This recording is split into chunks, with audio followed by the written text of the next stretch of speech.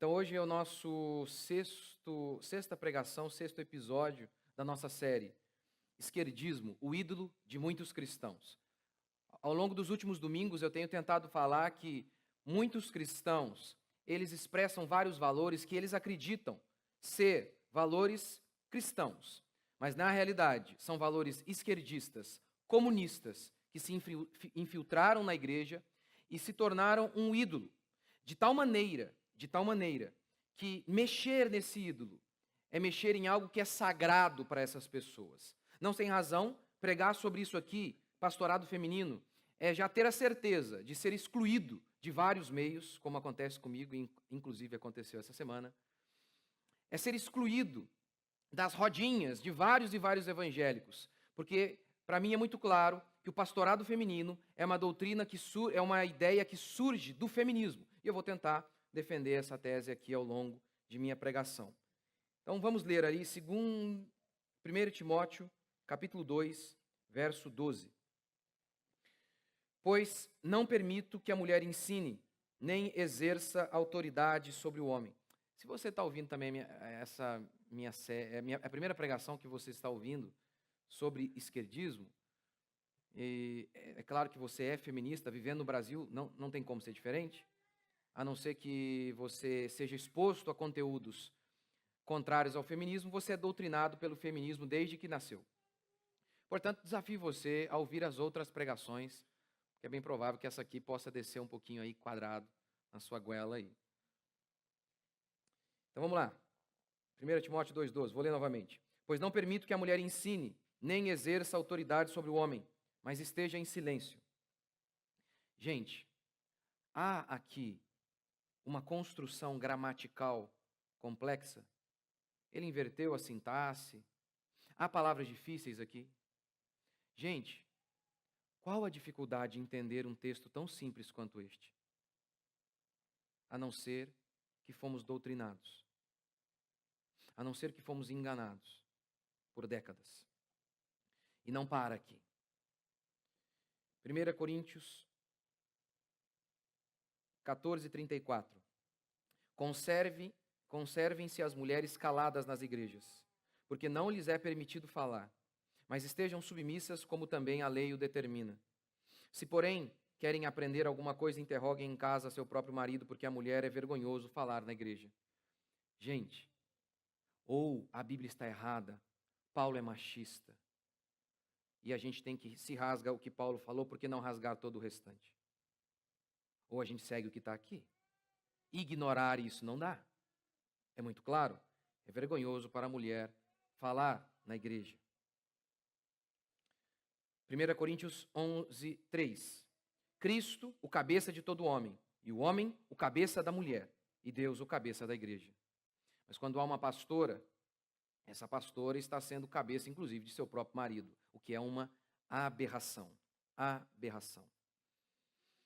Ana Carolina Campagnolo, ela falou sobre as origens do feminismo e o seu antagonismo à fé cristã. Ela disse o seguinte: o ódio contra o cristianismo fica evidente em cada onda do movimento feminista e nas obras célebres de cada escritora fundante do pensamento revolucionário, ou seja, o pensamento marxista, esquerdista, o pensamento feminista, ele sempre se opôs à fé cristã, vendo na fé cristã o seu inimigo. Mas é impressionante que aquele que um dia foi o nosso inimigo, hoje senta e come a nossa mesa. É impressionante que, mesmo essas feministas tendo se manifestado sempre contrárias à fé cristã, e que era fundamental combater a fé cristã para implantar o socialismo e as doutrinas feministas, é impressionante que hoje essas ideias estejam encalacradas, inseridas, fixadas em inúmeras igrejas que se declaram cristãs. Suzanne Wencker resumiu assim as doutrinas feministas. Primeiro, há uma opressão masculina. Os homens oprimem as mulheres. Isso é histórico, dizem as feministas. Essa é a primeira doutrina que resume bem a tônica do movimento feminista. E a segunda, os homens e mulheres não são diferentes. São iguais, exceto por suas partes íntimas. Algumas feministas chegam até ao absurdo de dizer: as mulheres são mais fracas porque, diante da opressão masculina por décadas e séculos e por toda a história humana, os homens tiraram as mulheres do mercado de trabalho. Por isso, elas não conseguiram se desenvolver fisicamente. Ou seja, os homens e as mulheres são completamente idênticos, iguais. Ora, é com base nesse preceito aqui, ó, os dois são idênticos, que surgem todas as pautas feministas. Por exemplo, o direito ao voto. Eu não devia gastar tempo com isso, mas vou ter que gastar, né? Porque senão você acha que o direito ao voto, né, as mulheres pedindo o direito ao voto, foi porque antes elas eram oprimidas. Não, não eram. Não eram. Você sabe que muitas mulheres não queriam votar? Sabe por quê? Como os americanos conquistaram o voto? Porque antes havia apenas monarquia, não havia voto. O voto surge ali na República Americana. Como os americanos conquistaram o direito ao voto? A Inglaterra, eles eram colônia da Inglaterra, faziam parte do governo da Inglaterra. Como eles conquistaram o seu direito ao voto? Guerreando. Eles lutaram e os homens morreram numa guerra, e assim eles conquistaram o direito de eleger os seus representantes. É por isso que muitas mulheres não queriam o direito ao voto, porque elas sabiam que havia aí uma implicação em que uma ligação direta com a guerra. Os americanos conquistaram o direito ao voto por meio da guerra. O que implicaria, se você quer votar, você também tem que ir para a guerra. Mas por que elas queriam voto? Somos idênticos. O direito de usar calça jeans, que desgraça. Né? Você sabe, já viu as fotos antigamente? As mulheres usavam vestidos. Mas elas acham que é uma conquista usar calça. Por quê? Ora, por que os homens usavam calça? E a mulher usavam aquelas roupas belas? Por uma questão muito prática, os homens estavam mais focados e o trabalho era um atributo deles. Não dá para você lavrar a terra com vestido. Não dá para você fazer construções com vestido. Era extremamente prático o uso da calça. E note isso, eu tenho filho e tenho filhas. Quando você vai vestir um menino, como é? Normal. Põe a calça, acabou. Uma menina é um evento. As mulheres são um evento, mas não. Elas decidiram também se tornar medíocres como nós. Olha a minha roupa, gente, é todo dia quase a mesma coisa. Quase a mesma coisa mesmo, porque eu só tenho 3 calças, né? Agora veja as mulheres, é um evento. Mas não, elas queriam igualdade, porque elas dizem que elas eram iguais. Ninguém nega, a fé cristã não nega que os dois são iguais em valor, mas são diferentes em funções, em aptidões e talentos. Mas lembre-se do que Suzanne Venker disse. Esse é um dos preceitos da doutrina e ideologia feminista. Os dois são iguais, idênticos. Por isso elas queriam voto, por isso elas queriam usar calça jeans, por isso elas quiseram ir para o mercado de trabalho. Como Betty Friedan, em seu livro A Mística Feminina, escrito em 1963, dizia: por que nós não podemos ir também para o mercado de trabalho? Por isso, com base também na ideia de que elas eram iguais, idênticas, elas afirmaram: por que também não podemos transar como os homens transam? Por que não podemos ser pervertidos como eles são? E aí, eu estou partindo aqui da premissa feminista, de que todos os homens são malignos e mais pervertidos que as mulheres. E você é acostumado a ouvir isso.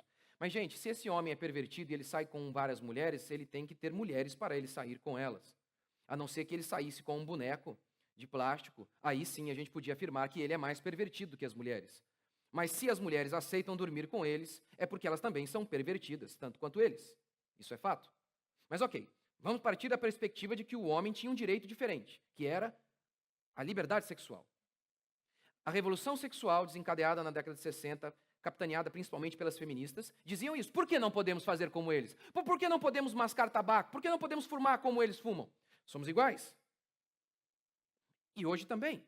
Por que a Marta não pode ganhar como Neymar? Está vendo?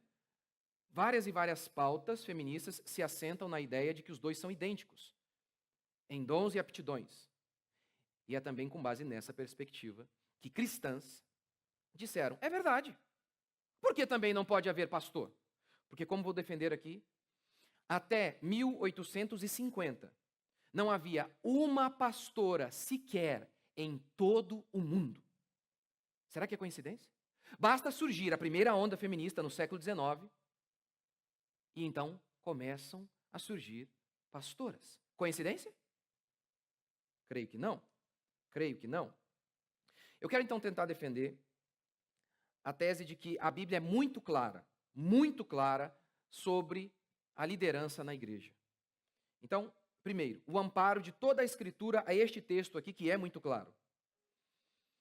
Wayne Grudem pergunta assim: quando você vê na Bíblia uma mulher, só uma, cite-me uma mulher em posição de liderança na igreja, ensinando a congregação, o povo de Deus reunido, homens e mulheres. Cite-me um exemplo, pergunta Wayne Grudem, em toda a Bíblia. Não há um exemplo sequer.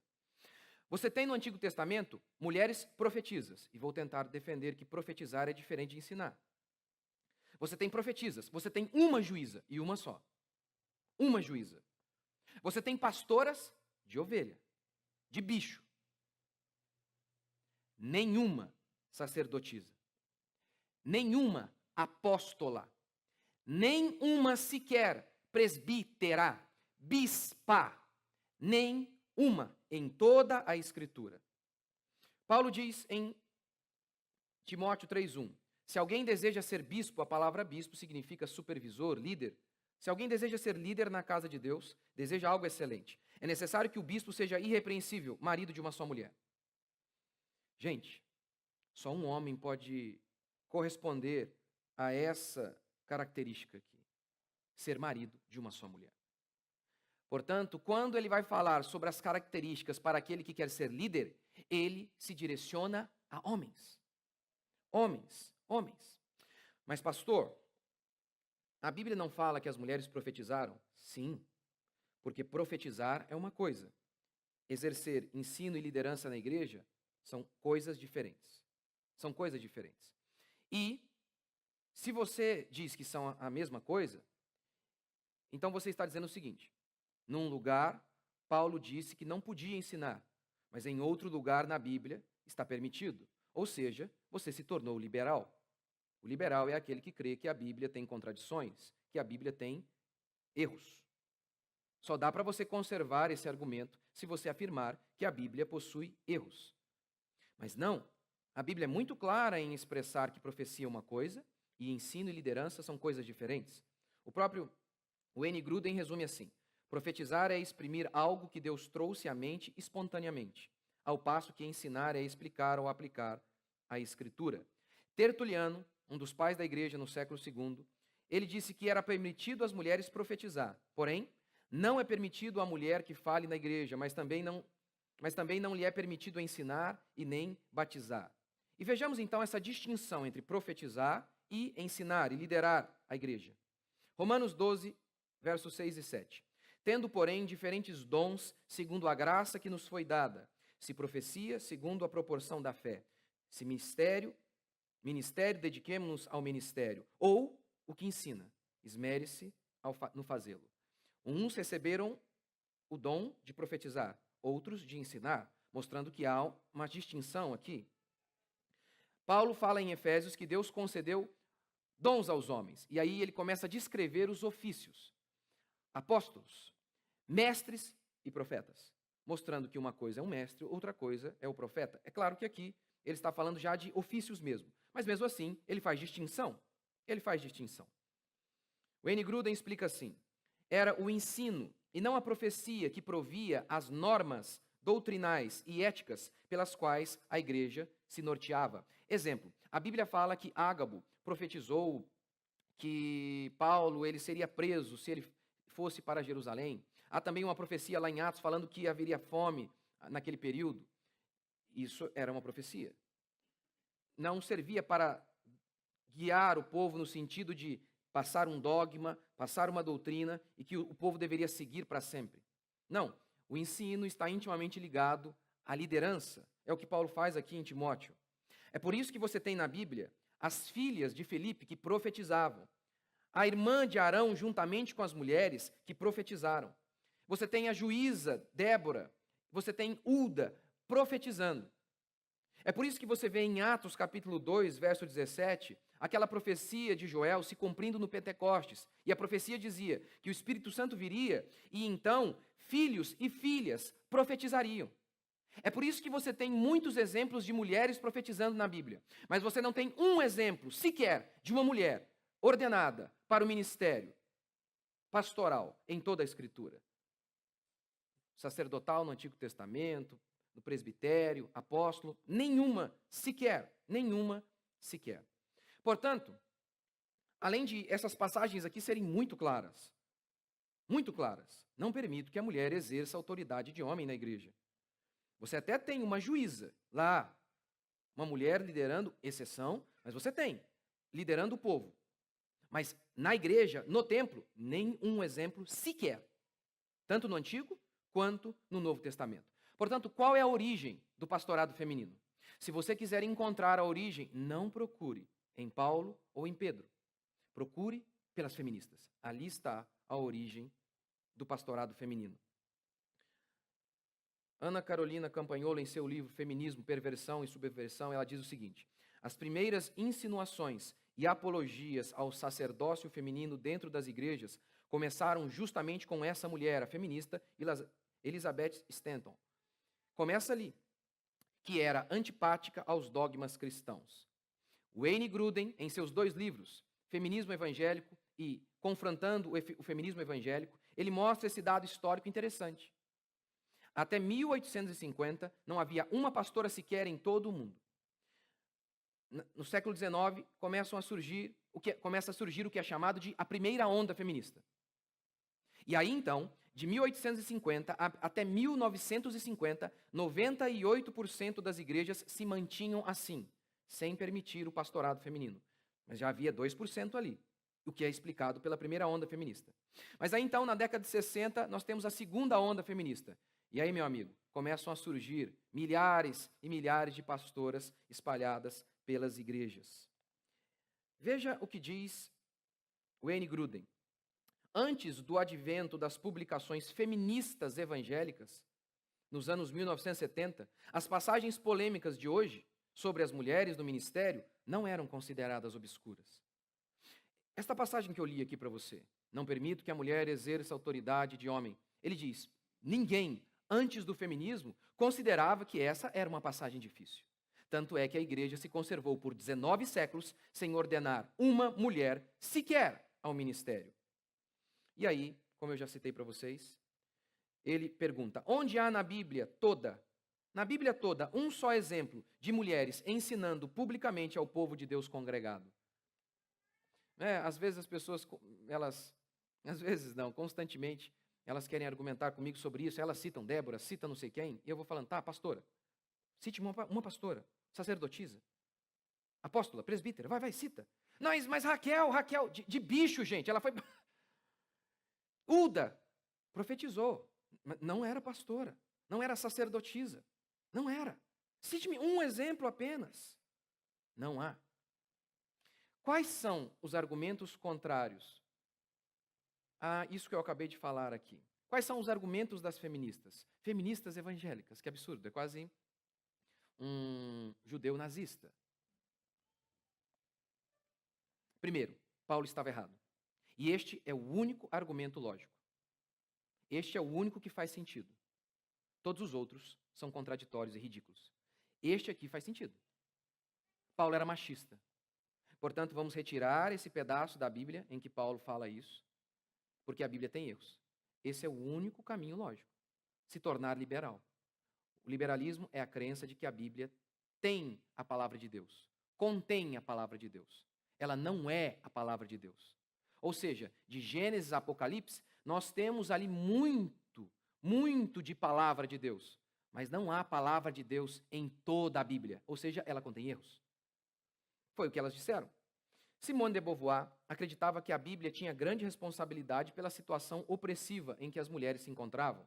Gloria Steinem disse o seguinte, até o ano 2000, vamos, espero eu, criar nossos filhos a acreditar no potencial humano, não em Deus. Ou seja, o feminismo, suas doutrinas são irreconciliáveis com a fé cristã. A única maneira de você, de maneira lógica, afirmar que há pastorado bíblico é negando o que Paulo disse. Tanto é que foi isso que muitas feministas fizeram. Foi isso que muitas igrejas na Europa fizeram. Mas houve igrejas que não adotaram o liberalismo, ou seja, elas não disseram, peraí, a gente acredita, continua acreditando que a Bíblia é a palavra de Deus em sua totalidade, mas a gente também acredita em pastorado feminino. Houve igrejas que fizeram isso? Sim. Mas como elas fizeram isso? Ignorando o que Paulo disse, ou entrando em contradição. Foi isso que elas precisaram fazer. Segundo, qual é a resposta para dizer que, qual é o argumento para aprovar o pastorado feminino? Olha, o que Paulo falou, não está errado, mas era uma questão cultural. Houve, foi verdadeiro para aquela época. Não vale para nós. Com base em que é dito isso? Com base em que? Havia machismo naquela época? Os homens oprimiam as mulheres? Então Paulo, para não chocar os homens machistas, Paulo então não decidiu chocá-los? Então você está dizendo que Paulo era um covarde? Então, mais uma vez, você desemboca para o liberalismo. Paulo escreveu aqui, mas foi um erro. Não é cultural. Não é cultural. Veja, por exemplo, a situação do véu. Paulo falava que as mulheres não deveriam ficar sem véu, porque ficar sem véu naquela época era símbolo de insubmissão. Por que hoje nós não usamos o véu? Hoje, não usar véu representa insubmissão? Não. Mas o princípio do véu continua. Por exemplo, feministas começaram a usar o bloomer. Era uma espécie, um protótipo de calça jeans, sabe? E muitas mulheres usavam não por conta de uma questão estética, mas como um protesto, um ato político. Portanto, Paulo diria, olha, as mulheres que usam o bloomer estão pecando. Está vendo? O objeto véu, ele mudou, mas o princípio continua. Ou vamos pegar um outro exemplo, isso aqui. A minha aliança. Tem se perdido o uso disso aqui também, né? Mas o que representava um homem que é casado, tem um anel, vai viajar a trabalho e de noite ele tira o anel? Ele representa algo. É um símbolo, é um objeto, mas representa. Ele está dizendo o seguinte, estou na pista, gente. Não é? Tanto é que eu lembro um dia eu perdi a minha aliança, mas a minha esposa ficou numa revolta. Se vira, agora, como? Queria que eu estava lá em Batuba. Vai agora, vai para Se vira, dá um jeito. O que Paulo então diria é, usem a aliança. Por que vocês não iriam usar? O que isso representa? Vocês estão passando uma mensagem. Você é casado e não usa? Então o princípio muda, o princípio continua. Mas o elemento cultural, esse elemento não tem nada a ver com a nossa cultura. Não significa nada o véu, usar ou não usar. Não tem nada a ver com a questão de falar na igreja ou não. Mesmo porque toda a cultura judaica e a história cristã, em toda a cultura judaica e na história cristã, você não tem um exemplo de mulher liderando na casa de Deus. E o problema disso é o seguinte, se isso aqui é cultural, o homossexualismo será que também não é? Será que Paulo não foi meio machista? Paulo não foi meio preconceituoso, melhor dizendo? Sim, as igrejas europeias fizeram isso. Primeiro, elas adotaram o liberalismo, ou seja, a Bíblia tem erros. Porque aí então faz sentido adotar a segunda ideia, adotar o feminismo. Terceiro, elas adotaram o homossexualismo. Por quê? Se o que Paulo falou aqui é uma questão cultural, por que também o homossexualismo não era? Foi exatamente esse o argumento que muitas igrejas utilizaram para aprovar o homossexualismo dentro da igreja. Terceiro, qual é o argumento para fugir do assunto pastorado feminino? Ignorar passagens polêmicas. É engraçado. Como que as pessoas dizem, aquele pastor lá é polêmico. Né? Polêmico. Ora, eles são amorosos. Por quê? Porque eles nunca falam nada. Eles estão sempre em cima do muro. A grama é rosa ou é verde? Se alguém diz que é rosa, ele fala, pode ser. Aí chega um outro e fala, é verde. Quem sabe? Eles são assim. E eles dizem, isso é amor. Eu sou o barraqueiro. Veja o que disse Cindy Jacobs. Enquanto estudava as chamadas passagens difíceis sobre as mulheres, difíceis para ela, que era feminista, porque é muito claro, eu concluí que as interpretações diferentes são parecidas com aqueles ensinamentos de escatologia. Escatologia são as doutrinas dos últimos tempos, do final das coisas. Por exemplo, os 1000 anos são literais ou simbólicos? Estamos vivendo os 1000 anos ou vamos viver 1000 anos depois, como fala Apocalipse? É um assunto muito difícil, realmente. Escatologia é um assunto muito difícil. Uma boa parte dos ensinamentos, eles são em linguagens figuradas, como por exemplo em Apocalipse, muito difícil. Não é o caso do pastoreio feminino. Ele não usa nenhuma linguagem figurada, ele é muito claro, muito direto e objetivo. Mas ela diz, olha, esse assunto aí das mulheres, do pastoreio feminino, é idêntico à escatologia, é difícil. Portanto, nós devemos ter a mesma posição que temos em relação à escatologia. Não há crentes que creem de maneira diferente em relação à escatologia? Pois bem, há crentes que creem de maneira diferente em relação ao pastoreio feminino. Portanto, fiquemos em cima do muro, adotemos essa posição, a posição de não ter posição nenhuma, e aí a gente vai estar correto. Isso é uma estratégia para não obedecer à Escritura? É o que muitos fazem. É um assunto polêmico, eu não falo, e por isso estou desobrigado em obedecê-lo. Mas será que Deus aceita isso? Por isso, o N. Gruden disse o seguinte, se Deus falou especificamente, precisamos ter cuidado para que a alegação não sabemos não se torne apenas uma desculpa para desobedecermos os mandamentos. Lembra daquela parábola do rapaz que não sabia, havia um rapaz que sabia o que era para ser feito e não fez, levou muitas punições, muitas chicotadas. E havia um outro que não sabia e por isso não fez o que Deus mandou. E o que aconteceu com ele? Levou poucas chibatadas, mas levou. Foi punido também. Portanto, veja bem, William Wilberforce. William Wilberforce, ele pregou contra a escravidão na Inglaterra, e isso foi um efeito em cadeia, um efeito dominó em todo o mundo. Muitos cristãos defendiam a escravidão, usando a Bíblia, inclusive. A economia de muitos países era fomentada pela escravidão. Mas o que William Wilberforce fez? Não vou falar disso porque é polêmico. Não vou falar disso. Talvez estaríamos até hoje aí com a escravidão vigente. Lutero. A Igreja Católica falava sobre indulgências, que a salvação, você poderia libertar, tirar seus parentes do purgatório pagando indulgências na igreja. Lutero então prega as 95 teses de maneira pública na igreja de Wittenberg, dizendo, a salvação é pela graça, é pela fé. Não, mas é polêmico. Quem sou eu, hein? Quem sou eu? Foi isso? Ora, se fôssemos assim, não seríamos chamados de protestantes. Não somos aqueles que protestam? Não é essa a nossa história? Aqueles que combatem o que é errado? Combatem aquilo que acredita ser errado? Somos protestantes. Evangélicos são protestantes. Quarto argumento. A mulher pode exercer a autoridade desde que esteja debaixo da autoridade do marido. Pode existir pastora na igreja desde que um pastor autorize. Onde está isso na Bíblia? Heresias, capítulo 2, verso 1. Quem disse que um pastor pode autorizar o que Deus não autorizou? E essa é uma diferença nossa para os católicos. Sola Escritura. Esse foi um lema da Reforma Protestante. Nós acreditamos que a nossa única regra de fé é a Bíblia. Se um homem, qualquer homem que seja, Paulo disse isso, se um anjo ou até eu mesmo vir aqui falar algo diferente do que eu lhes disse, considere-o anátema. É com base aí que nós dizemos, sola a Escritura, somente a Escritura. A Escritura é a nossa única regra de fé. Não interessa pastor, papa, não. Tem que seguir o que está na Bíblia. A igreja tem autoridade no instante em que ela obedece e se submete à Escritura.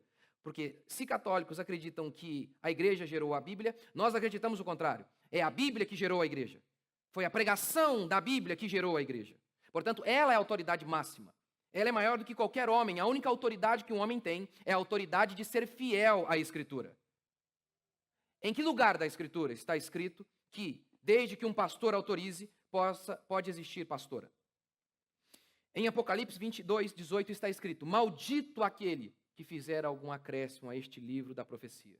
Paulo, em Gálatas 1,19, disse o seguinte: assim como já dissemos e agora repito, se alguém vos prega evangelho que vá além do que vos temos pregado, seja anátema. Se alguém acrescenta algo, se alguém vai além, seja maldito, diz Paulo. Quinto, tem muita pastora ungida. Na onde? Ungida com quê? Por quem? Eu desconheço.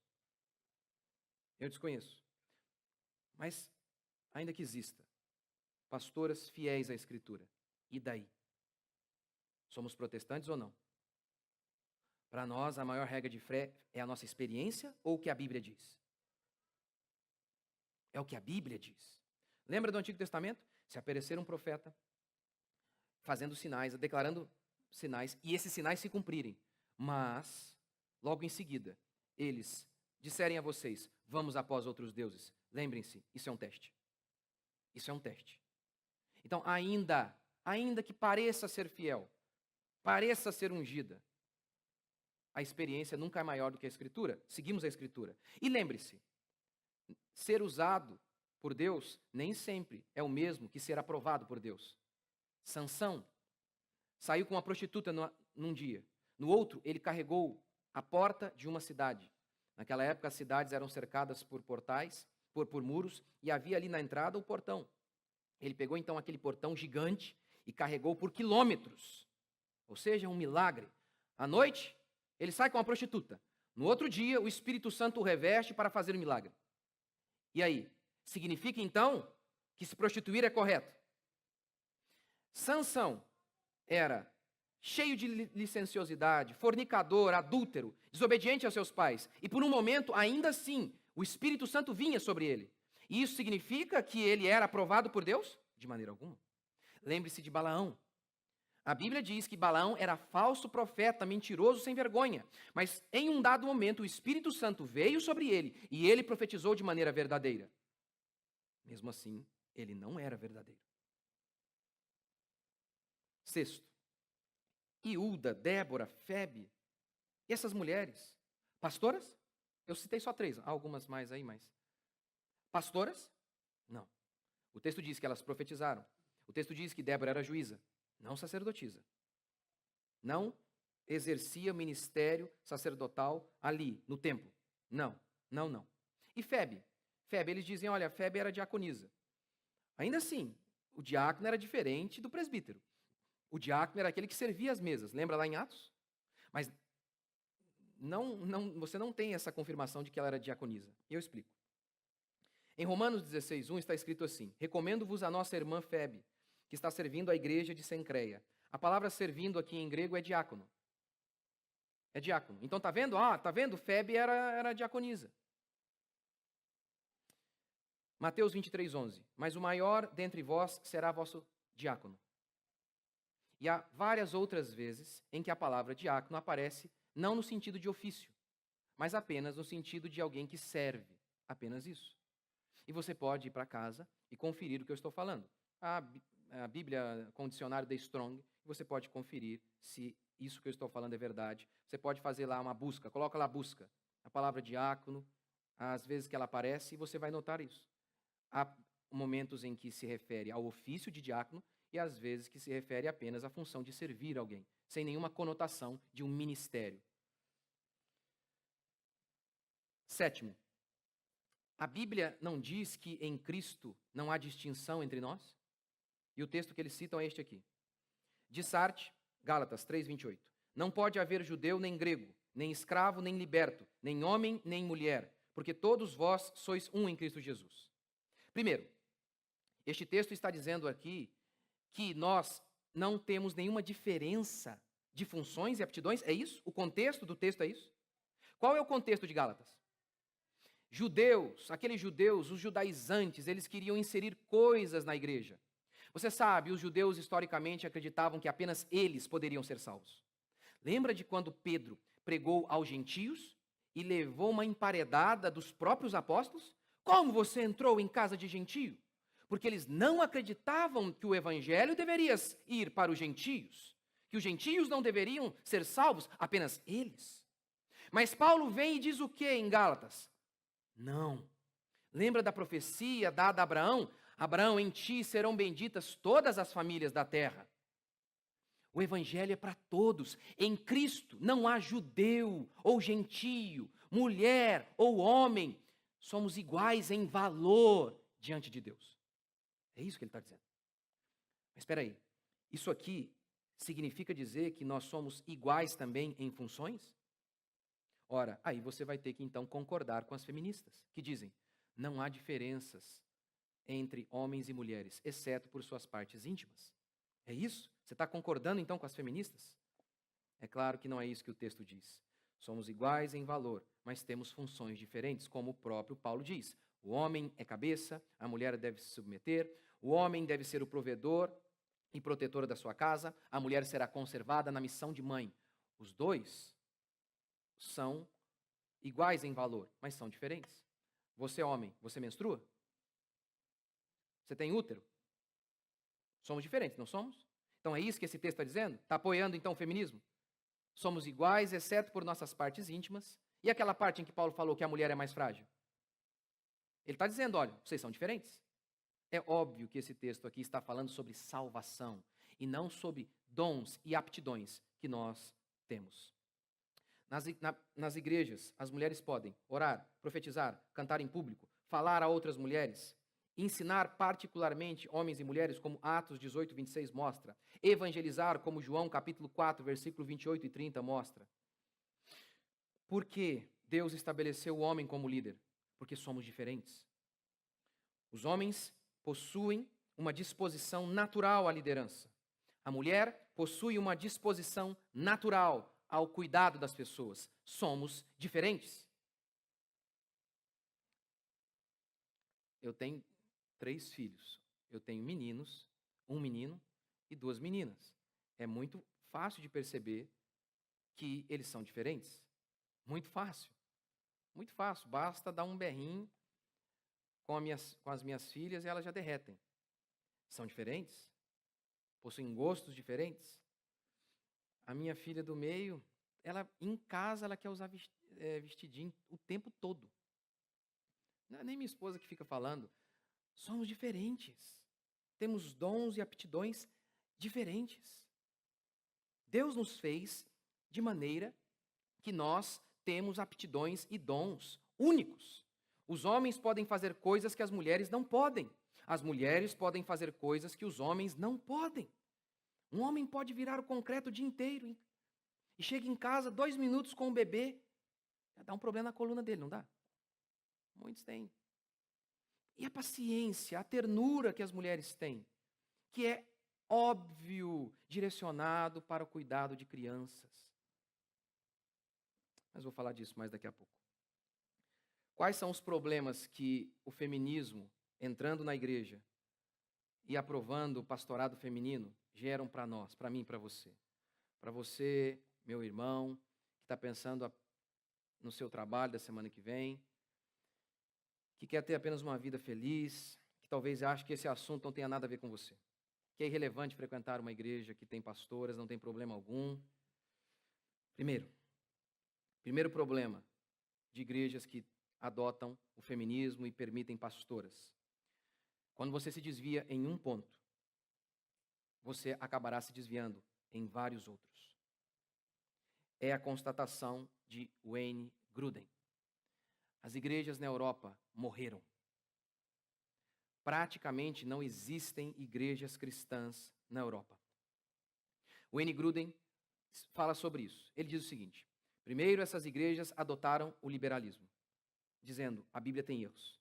Se a Bíblia tem erros, Paulo é um machista, Paulo está errado. Segundo, adotaram o feminismo. Terceiro, adotaram o homossexualismo. Quarto, morreram. Não existem mais. Sabe por quê? A nossa sobrevivência está ligada à nossa identidade única.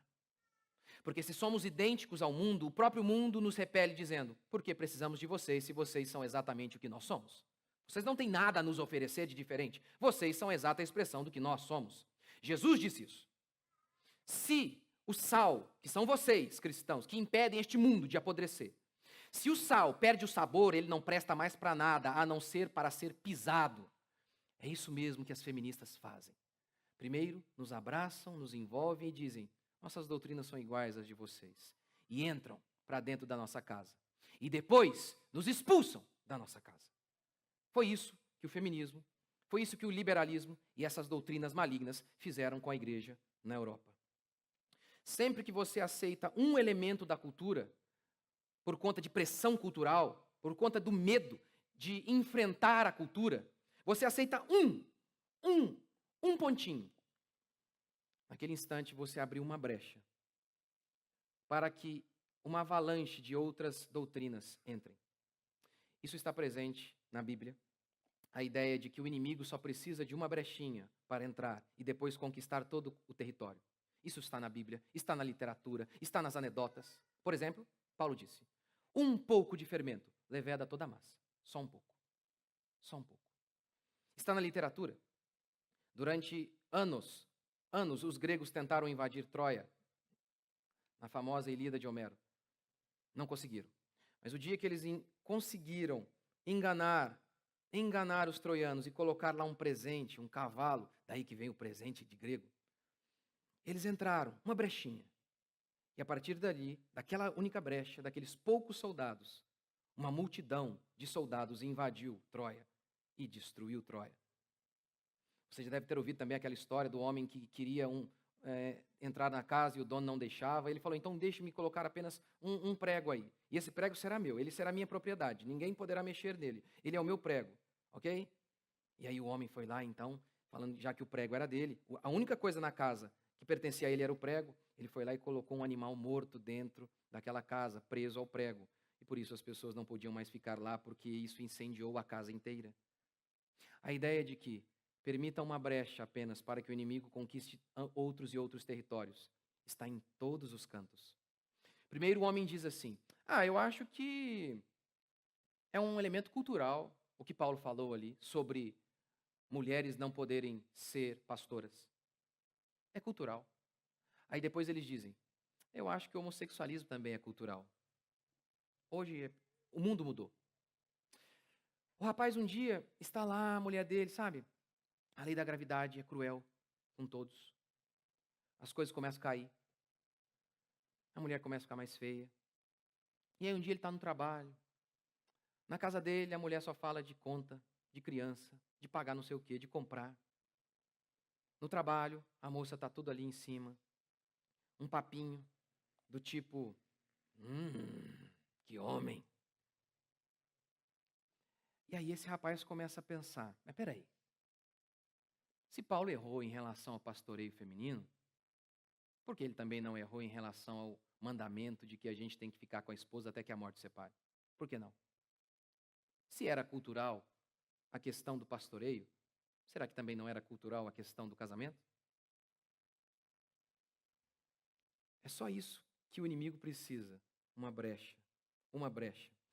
Aqui em nosso país, há um pastor jovem, e ele, fazendo coro a muitos outros pastores que pregam exatamente como ele, durante muito tempo, ele pregava dizendo o seguinte: olha, Deus não pune ninguém. Só que há um problema com essa pregação. Por quê? Porque a Bíblia é farta em exemplos de que Deus pune, de que Deus se ira contra o mal. Então, o que esse rapaz estava fazendo quando ele pregava algo que era contrário à Bíblia? Ele simplesmente ignorava essas passagens. Ignorava. Ou tentava dizer: não, peraí, isso aqui, sei lá, não é isso que quer dizer, é uma linguagem figurada. Primeiro ele ignorou. Até que chegou um ponto que não deu mais. Ele teve que começar a dizer: não, a Bíblia tem erros. É inevitável. É inevitável que isso aconteça. Se você adota o pastoreio feminino, você vai ter que, se quiser conservar a fé, você vai ter que entrar em contradição. Você vai ter que ignorar todas essas passagens bíblicas. Ou então, você adotando o liberalismo.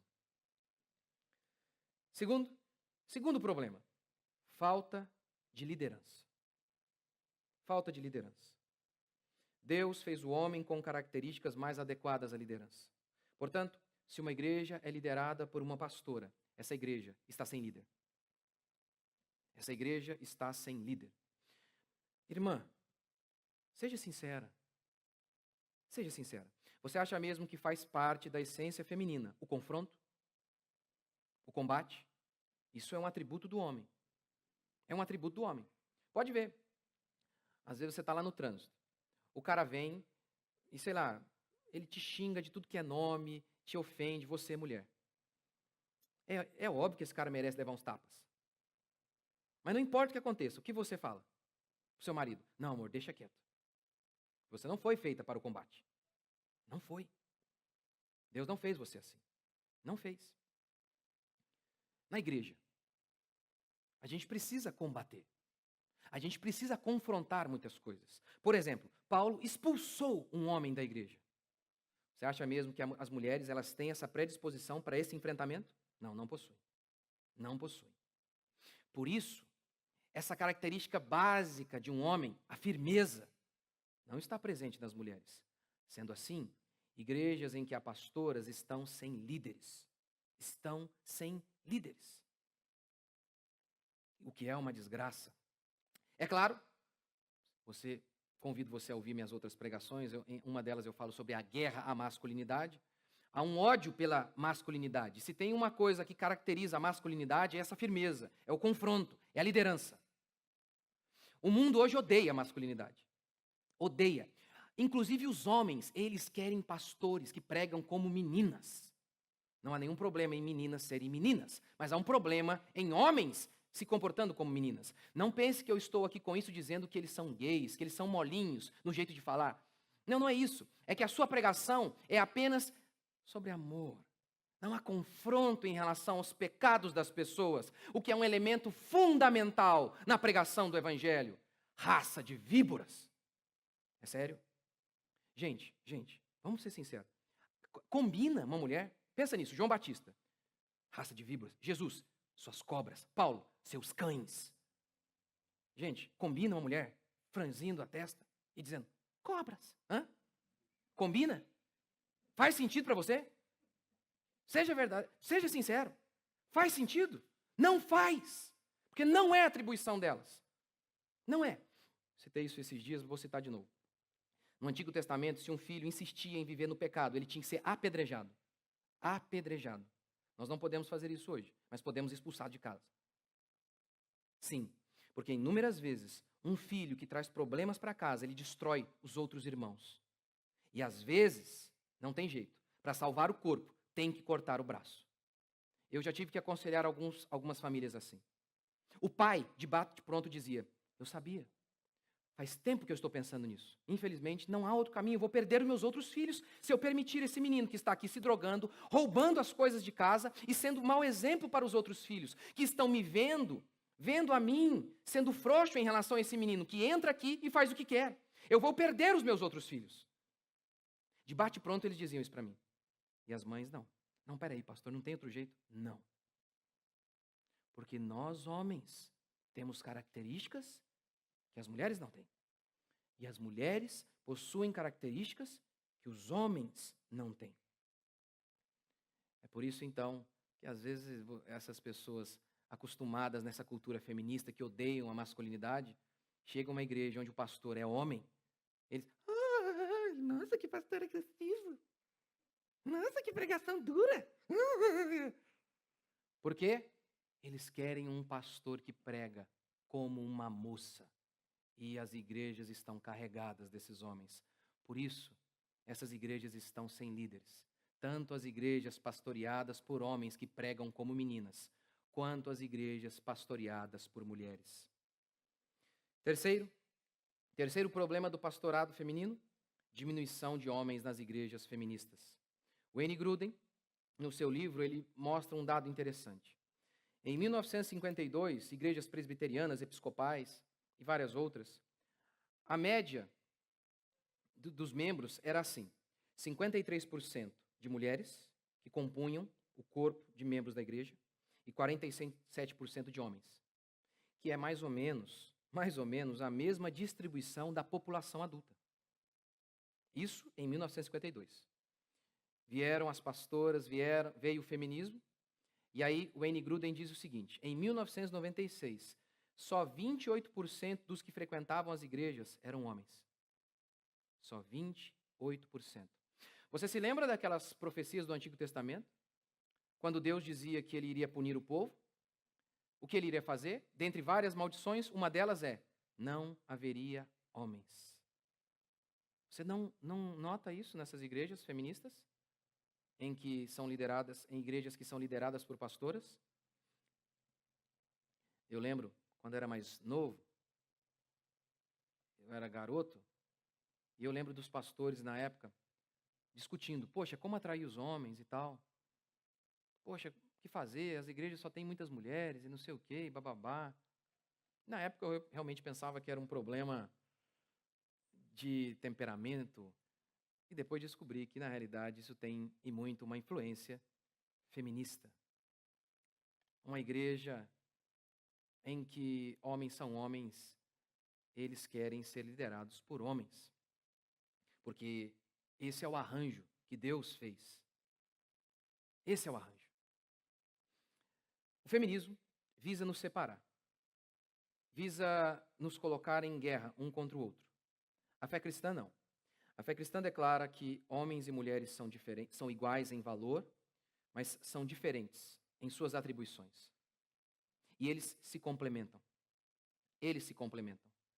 E assim, o time vence. É assim que a fé cristã vê a nossa família como um time, em que há dois líderes, o homem e a mulher. Eles não estão competindo entre si. Não, eles sabem que eles são diferentes, eles sabem as suas potencialidades e eles as exercem. E assim, a família cresce. A família cresce. Olha, esses dias mesmo aqui, eu estava bravo com meu filho.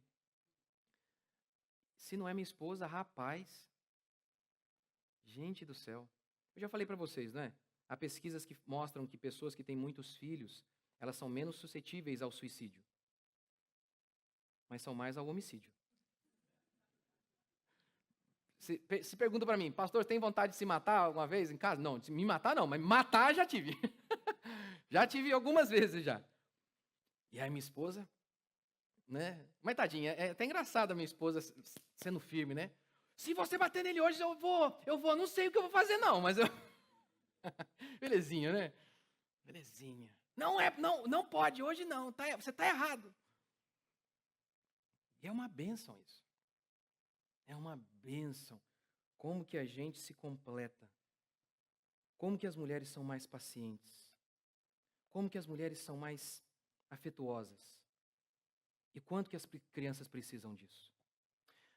Mas o quanto que ao mesmo tempo as crianças também precisam de pessoas mais firmes. Elas precisam desse equilíbrio. As igrejas precisam disso.